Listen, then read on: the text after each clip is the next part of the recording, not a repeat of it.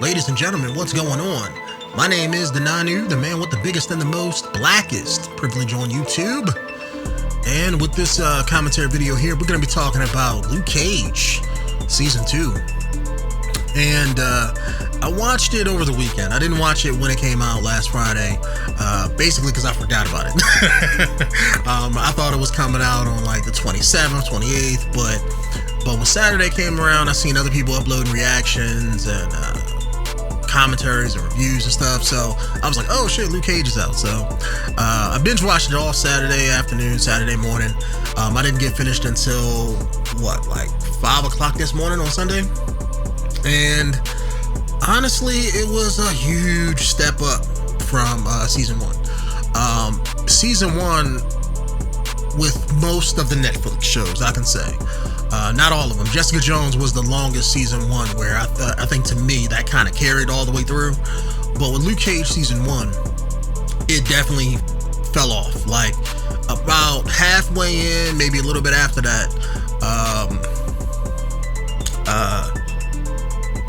I know his name in the show is Cornell, but I forget what the actor's name is. But the black gangster guy, you know, the guy with the Biggie poster in his office, he got killed by this guy called Diamondback, who in the Netflix show is Luke Cage's brother. When that happened, that's when the storyline of the show kind of fell flat, because Diamondback kind of felt like a villain of the week type thing, and just kind of just fell off. Any kind of, all the build up that you had with the club and the guy and his sister and everything like that, that all dropped after he died. And then it was like, oh, now we gotta stop Diamondback. But it was just kind of, it was shitty in comparison to what you had before. I think the Netflix shows, the writing for all the Netflix shows is getting better. It's not really great yet, outside of Daredevil. Daredevil, I think, is on point. That's where most of the talent goes when it comes to the writing and everything. All the other ones, they seem to kind of have the same boat. Like Iron Fist was all fucked up, to be honest. I don't know what happened with that. I'll touch on more of that later, because he actually had an episode where he was in this, and liked him a whole lot better in that, but I'll touch on that later. But I'm gonna try not to give away any spoilers. I mean, normally I don't care, but I know a lot of people watch these things just for opinions rather than actual content, so I'm gonna try not to spoil this by any means or anything like that. Like I said, right out the gate, this carried all the way through. This normally with the 13 episodes, I know when Defenders came out, that was only 10 episodes, and I was kind of worried that all the other Netflix shows after that, since that was like a major problem with the other shows too, everybody was like, oh, the story kind of feels flat in the middle, and everybody was saying that. So I was kind of hoping that they wouldn't just make all the Netflix shows after Defenders or all of the other future seasons down to 10 episodes. And I kind of thought they were going to do that. And then when I went up and seen this, I was like, oh, this is 13, so it's even better.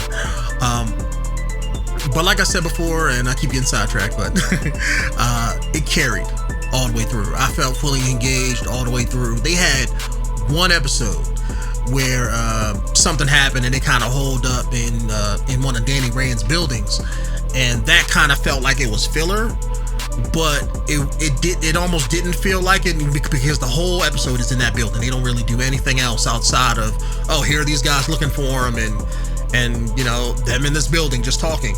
But it's character development, not necessarily with Luke Cage, but with the side characters like Mariah, her daughter, Luke Cage's dad, who's played by the one black guy, one old black actor guy. I know he's been in tons of stuff, but I think he died back in February. And he was also in was it Daredevil he was in?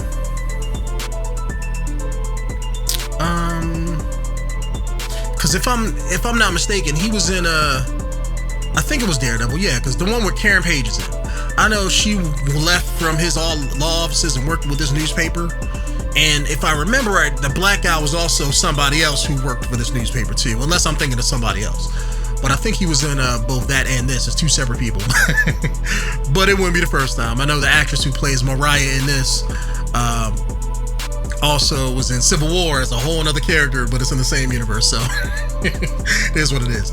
But the story kind of progressed. What it is Luke Cage is doing him, doing what he do, trying to help people, and the story really revolves not necessarily around him, but around Mariah and the Stokes' legacy as far as them taking over Harlem.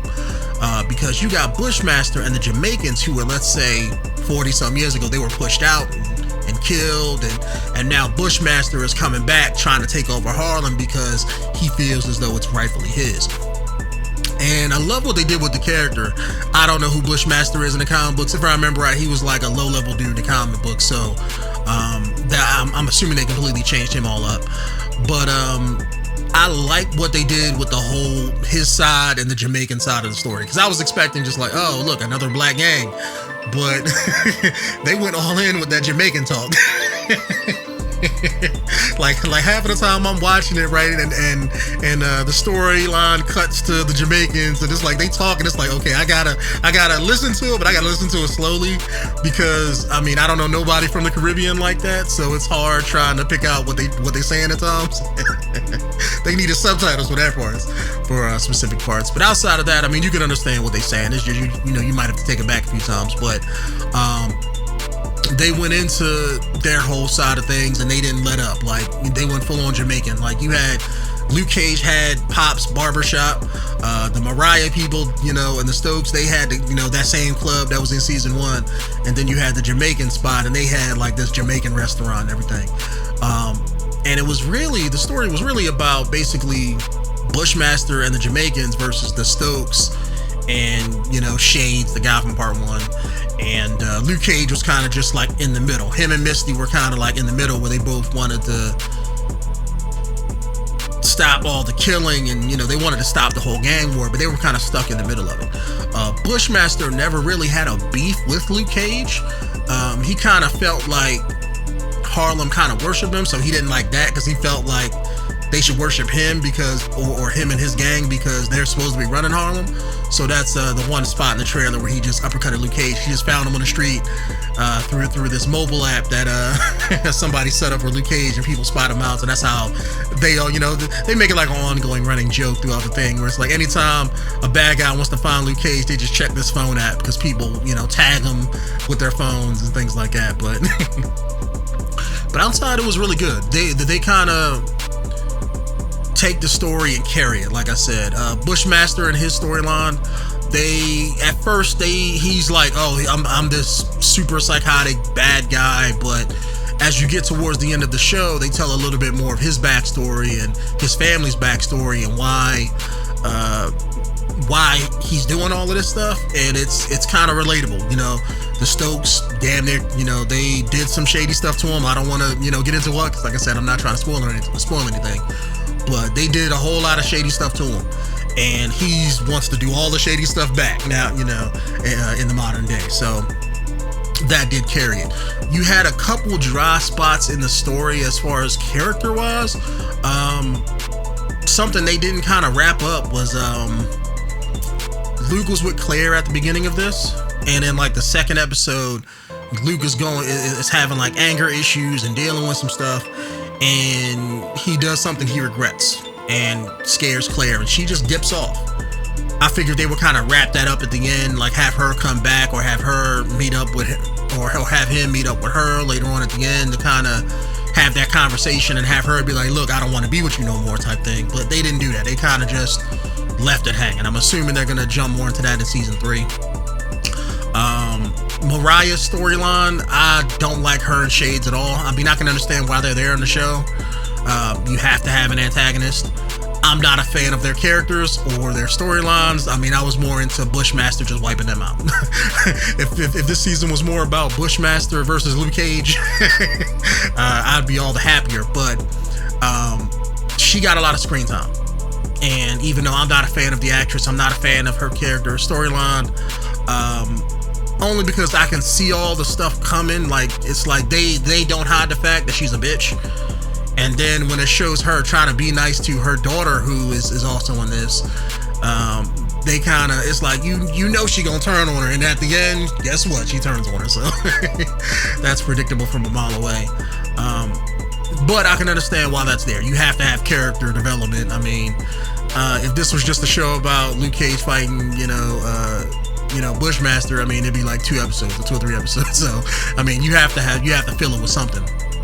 And Luke Cage is a weird character, even in the comic books, because you can only do so much. He doesn't have like a Joker that he fights, or he doesn't have, any big bad guys that he deals with. He's always a street level guy. So you have to, you can take a premise from the comic books and then kind of just make a story around it, and that's kind of what they're doing.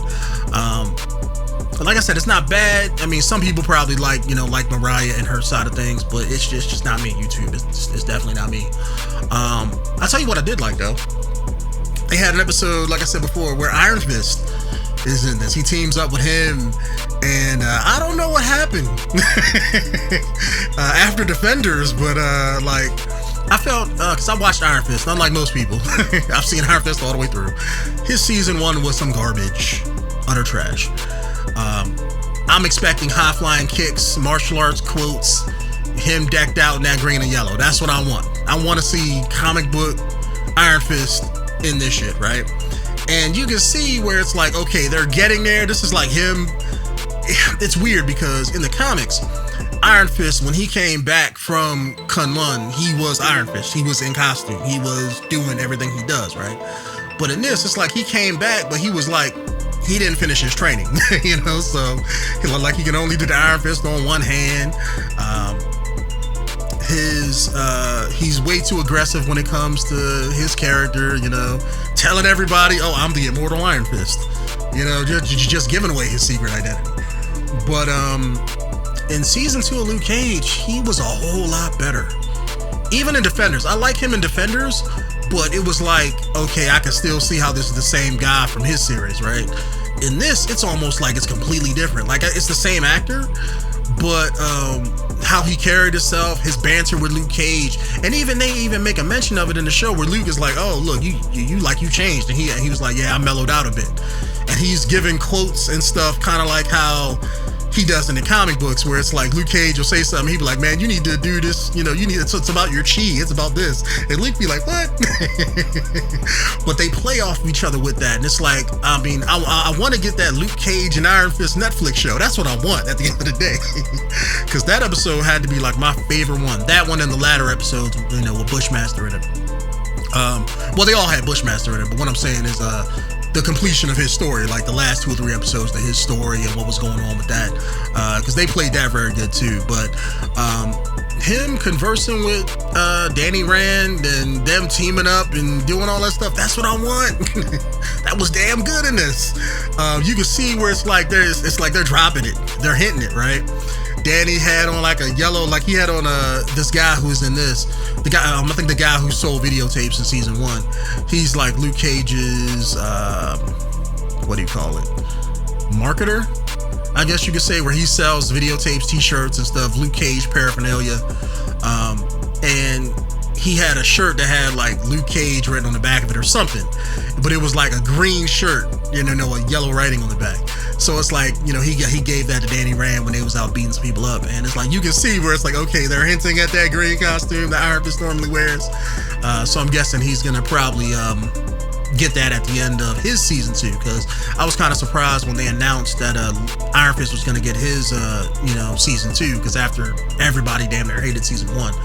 But I'm assuming he's gonna get his suit at the end, and I just want to see Luke Cage walking around with like a yellow t-shirt. Like, I'm tired of these hoodies, I get it a lot. As a black man, in America, I get the hoodie, but like, why can't we get him in like a yellow Under Armour shirt with a chain belt, with Cage written on the buckle? Why can't we get that? But I guess they gotta stick to what they doing with the show, and he been rocking that hoodie since like the first episode of season 1. So yeah, season 2 was definitely good. I mean, I will say that it's not the greatest thing out there. I mean, it's not going to change the world. I mean, it's no Infinity War, but the story was damn good. It's definitely engaging. They kind of put Luke Cage in a position where he has to deal with a lot of mental baggage, and that's the kind of his whole crutch behind the thing. Since he's invulnerable, they can't beat him down, so to speak. You had the one episode where Bushmaster knocked him on his ass and whooped his ass, and then the next episode people were like, they were talking shit about him, talking about how Luke Cage got his ass whooped and everything like that. But he came out of that, and was wrecking shop towards the latter part of the series. And so they can't really do a whole lot like beating him down. It's not like Daredevil. Like halfway in Daredevil, he gets fucked up, and that's when they tear down the character to have his resolve come back. You can't really do that with Luke Cage, so you have to do it in a different kind of way. And they chose his emotional issues with his dad. They brought his dad in, and he had unresolved issues with him. That was making him angry and mad, and I think he caught somebody beating on his wife and his kid, and he went off and used his powers to damn near kill this dude. And that kind of shook everybody in his personal life, and that was like his thing that he had to get over. So he had to go and talk to his dad, resolve that, and then be a better man because of coming out of it. So that's an interesting way of breaking down your character, all while dealing with Bushmaster, the gang stuff, and all the other stuff that the season had to deal with it. And it was damn good. Like I said, it was damn good. That's why I wanted to make a video about it, because it's one of those things. I thought this was going to be like season 1. I thought this was going to be like 8 or 9 episodes in. It was going to have a slow point where it's just like nothing's going on, or they was going to finish up Bushmaster's story like the One Black Guy from part 1, and just the latter 4 or 5 episodes are just shit. But that's definitely not the case.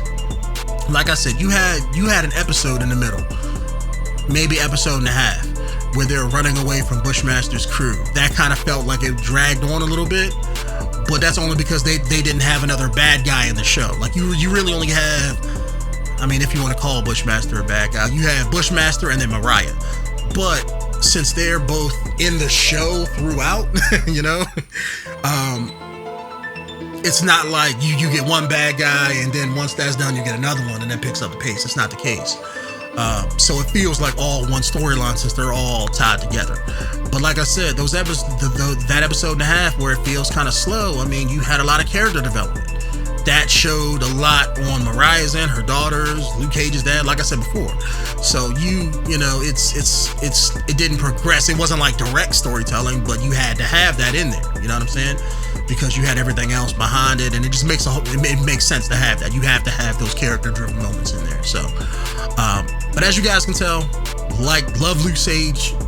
Luke Cage. I loved Luke Cage. There we go. Let me talk like I actually have some sense. But I love season 2 for Luke Cage. Where they kind of left it, I don't want to spoil anything, but they're definitely going to make a season 3. The way this didn't end on a cliffhanger, but the way this ended, it ended with Luke Cage doing something.